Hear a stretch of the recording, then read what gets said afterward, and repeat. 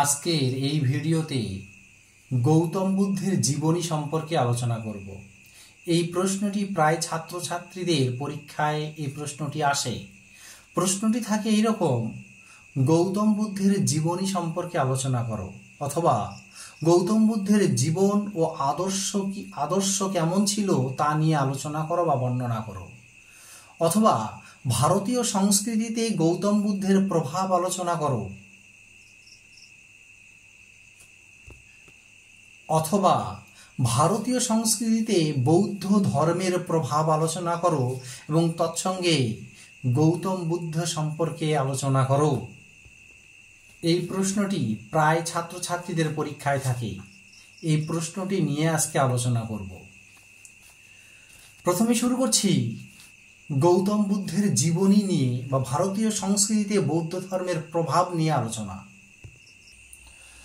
গৌতম বুদ্ধের বাল্য নাম ছিল সিদ্ধার্থ। মৈত্রেয় সিদ্ধার্থের জন্ম শাক্য বংশে। শাক্যরা জাতিতে ছিলেন ক্ষত্রিয়। এই শাক্য জাতির নির্বাচিত অধিনায়ক বা রাজা শুদ্ধোধন ছিলেন সিদ্ধার্থের বাবা, এবং তার মায়ের নাম ছিল মায়াদেবী। এই মায়াদেবী অর্থাৎ গৌতম বুদ্ধের মা মায়াদেবী ছিলেন দেবদহের রাজকন্যা। এই গৌতম বুদ্ধ তথা সিদ্ধার্থ কপিলাবস্তুর লুম্বিনী উদ্যানে জন্মগ্রহণ করেন। দিনটি ছিল বৈশাখী পূর্ণিমা তিথি। যেদিনে তিনি জন্মগ্রহণ করেন সেই দিনটি ছিল বৈশাখী পূর্ণিমা তিথি। এর কয়েকদিন পরেই তার মা মায়াদেবীর মৃত্যু হয়। তার মায়ের মৃত্যুর পর তার বিমাতা ও মাসি প্রজাপতি গৌতমী তাকে লালন পালন করেন। গৌতমী দ্বারা পালিত হয় বলে সিদ্ধার্থের অপর নাম হয় গৌতম। প্রাচুর্য, ঐশ্বর্য ও প্রাচুর্যের মধ্যে বড় হতে থাকলেও সংসার জীবন গৌতমকে আকর্ষণ করতে পারেনি। বাল্যকাল থেকেই তিনি ছিলেন অত্যন্ত চিন্তাশীল ও উদাসীন। অবশ্য যথাসময়ে তিনি মল্লযুদ্ধ, ধনুর্বিদ্যা ইত্যাদি ক্ষত্রিয়োচিত যুদ্ধবিদ্যা শিক্ষা লাভ করেছিলেন। কিন্তু সংসারে প্রতি গৌতমের এই উদাসীনতা পিতা শুদ্ধোধনকে চিন্তিত করে তোলে। অবশেষে তাই সংসারের প্রতি আকৃষ্ট করার জন্য তিনি গোপা বা যশোধরা নামে এক পরমা সুন্দরী কন্যার সঙ্গে গৌতমের বিয়ে দেন। গৌতম তখন মাত্র 16 বছরের কিশোর। যখন গৌতম বিবাহিত বা বিয়ে করেন তখন গৌতম বয়স মাত্র 16 বছর। তখন তিনি ছিলেন মাত্র 16 বছরের কিশোর। অবশেষে 29 বছর বয়সে গৌতমের একটি পুত্র সন্তান জন্মগ্রহণ করে। পুত্রটির নাম রাখেন রাহুল। এইভাবে সংসারের মায়ার বন্ধনে ক্রমশ আবদ্ধ হয়ে পড়েছেন দেখে গৌতম ব্যাকুল হয়ে ওঠেন। তাই এক গভীর রাতে গৃহ ত্যাগ করে তিনি সন্ন্যাস ব্রত গ্রহণ করেন। গৌতমের এই গৃহ ত্যাগকে বৌদ্ধ শাস্ত্রে বলা হয়েছে মহাভিনিষ্ক্রমণ। গৃহ ত্যাগের পর 6 বছর ধরে সন্ন্যাসী গৌতম মুক্তির সন্ধানে নানা স্থানে ঘুরে বেড়ান, কিন্তু কোনো রকম সত্যের সন্ধান তিনি পাননি। বৈশালী ও রাজগৃহে 2 জন শিক্ষকের কাছে শাস্ত্রপাঠ নিলেন, কিন্তু তাতেও শান্তি পেলেন না। অবশেষে গয়ার কাছে উরুবিল্ল নামক স্থানে গৌতম কঠোর তপস্যা শুরু করেন, কিন্তু এই কঠোর কৃচ্ছ সাধনের পরও সত্যের কোনো সন্ধান তিনি পাননি। এ থেকে তার এই উপলব্ধি হয় যে কেবল শরীরকে বা দেহকে, এই শরীরকে কষ্ট দিয়ে কঠোর তপস্যা করলেই সত্য লাভ করা যায় না। তাই এবারে গৌতম ফল্গু নদীতে স্নান করে সুজাতা নামে এক বণিক কন্যার দেওয়া পরমান্ন গ্রহণ করেন এবং তারপর অনেকটা সাধারণভাবে মুক্তি লাভের পথে ব্রতী হয়ে এক অসত্য গাছের তলায় গভীর ধ্যানে মগ্ন হন।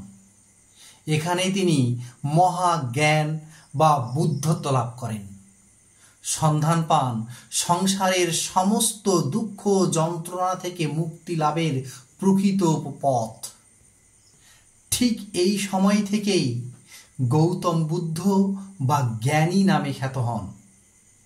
আর গয়ার কাছে যে স্থানটিতে ধ্যানমগ্ন হয়ে তিনি বুদ্ধত্ব লাভ করেন সেই অঞ্চলটি বুদ্ধ গয়া এবং অসত্য গাছটি বোধি বৃক্ষ নামে পরিচিত হয়। অবশেষে ৮০ বছর বয়সে বর্তমান উত্তরপ্রদেশে গোরক্ষপুর জেলার কুশীনগরে বুদ্ধদেব দেহত্যাগ করেন।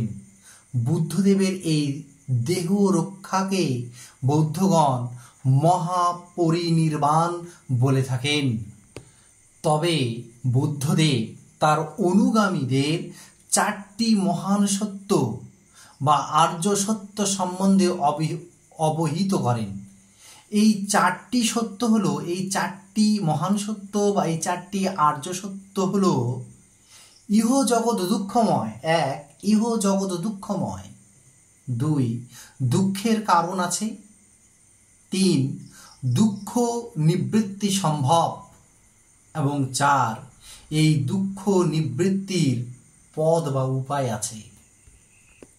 এই ৪টিকে একত্রে বলা হয় আর্য সত্য বা মহান সত্য বা ৪টি আর্য সত্য। দুঃখের কারণ নির্ধারণ ১ নম্বর হলো ইহজগৎ দুঃখময় এবং দ্বিতীয়ত হলো দুঃখের কারণ আছে। এই ২ নম্বরে দুঃখের কারণ আছে। এই দুঃখের কারণ নির্ধারণ করতে গিয়ে বুদ্ধদেব বলেছিলেন বা বলেছেন অতৃপ্ত বাসনাই দুঃখের কারণ। এই অতৃপ্ত বাসনার জন্য মানুষকে আবার জন্মগ্রহণ করে পার্থিব সমস্ত দুঃখ যন্ত্রণা ভোগ করতে হয়। কাজেই বাসনার নিবৃত্তি ঘটনাই হলো পার্থিব দুঃখ দূর করার এবং মুক্তি অর্থাৎ নির্বাণ লাভের একমাত্র উপায়। এই কারণে বাসনার হাত থেকে মুক্তি পেতে বুদ্ধদেব তার অনুগামীদের ধন সঞ্চয় না করার উপদেশ দেন। একই কারণে বৌদ্ধ সন্ন্যাসীদের ভিক্ষা দ্বারা খাদ্য সংগ্রহের আদেশ দেওয়া হয়। এই প্রসঙ্গে বুদ্ধদেব বলেছেন, প্রচুর ভোগ বিলাস যেমন কামনা বাসনা নিবৃত্তি ঘটাতে পারে না, তেমনি কঠোর কৃচ্ছ সাধনের মধ্য দিয়েও তা সম্ভব নয়। এর জন্য প্রয়োজন ত্যাগ ও সংযম। তাই অতিরিক্ত ভোগ বা অতিরিক্ত ক্লেশের পথ ত্যাগ করে বুদ্ধদেব তার অনুগামীদের মধ্যম পন্থা অনুসরণের উপদেশ দেন। তাই নির্বাণ লাভের মধ্যম পন্থা হিসাবে বুদ্ধদেব ৮টি উচিত উপায় নির্দেশ করেছেন। এই ৮টি নির্দেশকে একত্রে বলা হয় অষ্টাঙ্গিক মার্গ। তিনি যে ৮টি উপায় নির্দেশ করেছিলেন সেই ৮টি উপায়কে বলা হয় একত্রে অষ্টাঙ্গিক মার্গ। এই অষ্টাঙ্গিক মার্গগুলি অর্থাৎ এই ৮টি পথ বা মার্গগুলি বা উপায়গুলি হল সৎ বাক্য, সৎ কর্ম, সৎ সংকল্প, সৎ জীবন, সৎ চেষ্টা, সৎ স্মৃতি, সৎ দৃষ্টি এবং সম্যক সমাধি। এই হলো ৮টি উপায় বা নির্দেশ তিনি যেটি দিয়েছিলেন। এই ৮টি উপায় বা পদ বা নির্দেশকে একত্রে বলা হয় অষ্টাঙ্গিক মার্গ। অপরদিকে বৌদ্ধদের ধর্মগ্রন্থের নাম ছিল ত্রিপিটক। ত্রিপিটক বলতে তিনটি পিটক। এই তিনটি পিটক বা ত্রিপিটক আবার পালি ভাষায় রচিত। এই তিনটি পিটক বা ত্রিপিটক হল 1 বিনয় পিটক, 2 সুত্ত পিটক বা সূত্র পিটক এবং 3 অভিধর্ম পিটক বা অভিধর্ম পিটক। এই তিনটি পিটককে একত্রে বলা হয় ত্রিপিটক, যা কিনা বৌদ্ধ ধর্মগ্রন্থ। আর এই বৌদ্ধ ধর্মগ্রন্থটি আবার পালি ভাষায় রচিত।